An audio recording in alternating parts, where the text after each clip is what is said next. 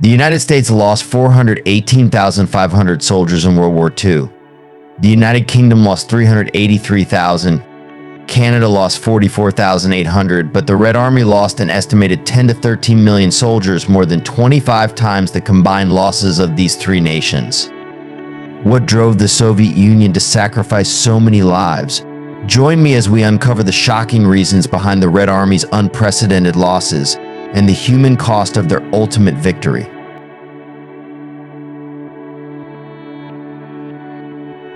In the late 1930s, the Red Army was severely weakened by Stalin's Great Purge, which targeted many of its most experienced and capable military officers. Fearing potential threats to his power, Stalin ordered the execution or imprisonment of thousands of officers, including senior commanders who had invaluable experience.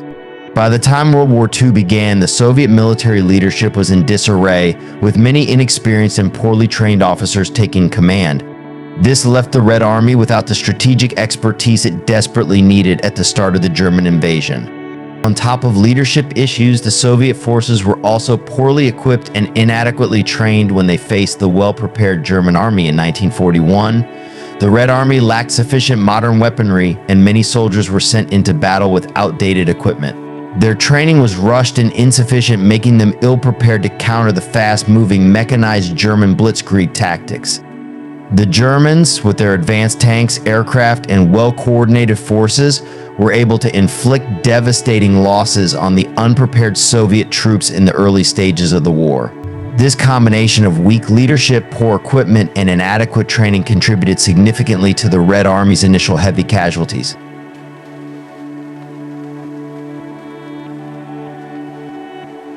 The Eastern Front was by far the largest and most intense theater of World War II, with the sheer scale of combat unmatched anywhere else. Spanning thousands of miles from Central Europe to the Soviet Union, it involved millions of troops on both sides, fighting in brutal conditions for nearly 4 years.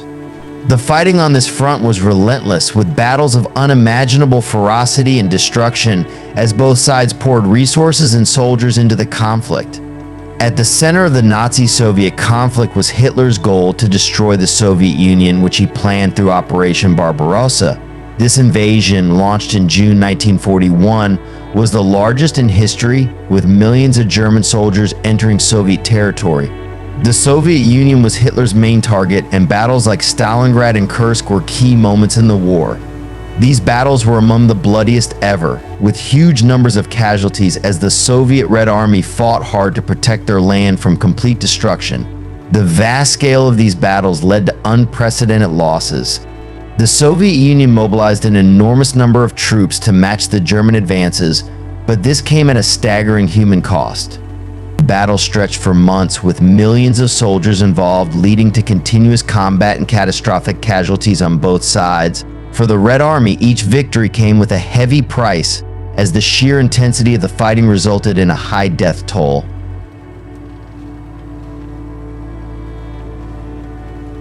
One of the most significant factors behind the high casualties of the Red Army was Stalin's infamous not one step back policy, particularly outlined in Order Number 227. This order was issued in 1942 when the Soviet Union was struggling against the German invasion. It strictly forbade any retreat, demanding that Soviet soldiers hold their positions at all costs. If they retreated without orders, they could face severe punishment, including execution. Stalin believed that retreating would only lead to further losses of territory, so soldiers were forced to fight to the death rather than give ground to the enemy.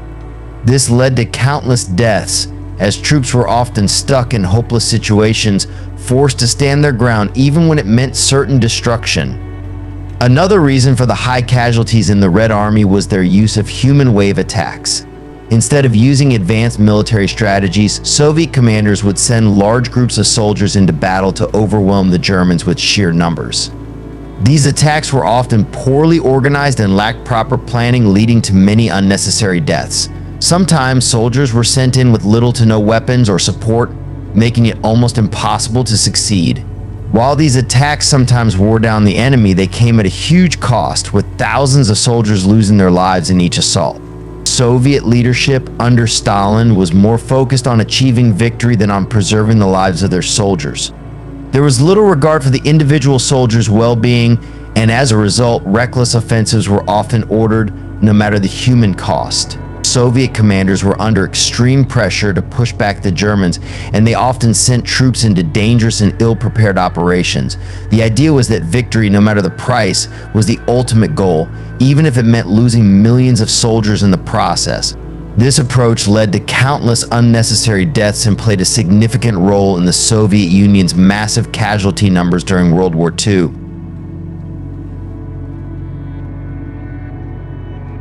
Another major reason for the high casualties of the Red Army was the harsh conditions and difficult geography they had to face, especially during winter. The Soviet Union's brutal winters were some of the coldest and most unforgiving in the world. Soldiers often had to fight in freezing temperatures, sometimes as low as -40 degrees centigrade, which caused many to suffer from frostbite, hypothermia, and even death due to exposure. The cold also affected weapons and equipment, making them harder to use effectively in battle. Fighting in these extreme winter conditions greatly increased the number of Soviet soldiers lost. Additionally, the Soviet Union used a scorched earth policy when retreating from the advancing German forces. As they fell back, Soviet troops destroyed roads, bridges, and supply depots to slow down the enemy's advance. While this strategy hurt the Germans, it also made it difficult for the Red Army to retreat or get supplies, leading to more suffering and higher losses. Soldiers often found themselves cut off from food, ammunition, and medical supplies, further increasing the number of casualties. These harsh conditions, combined with the difficult geography, made survival incredibly challenging for Soviet soldiers, leading to heavy losses throughout the war.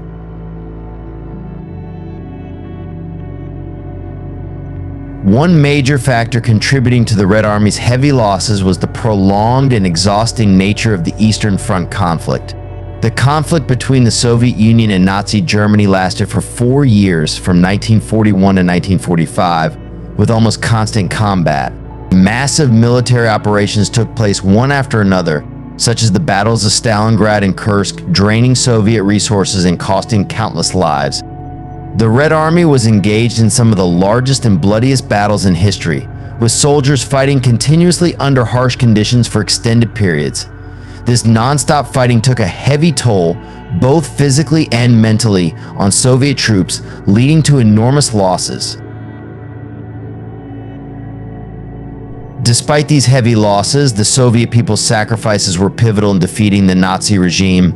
Their endurance and courage not only secured victory but also marked a turning point in world history, reminding us of the tremendous price paid for freedom and peace.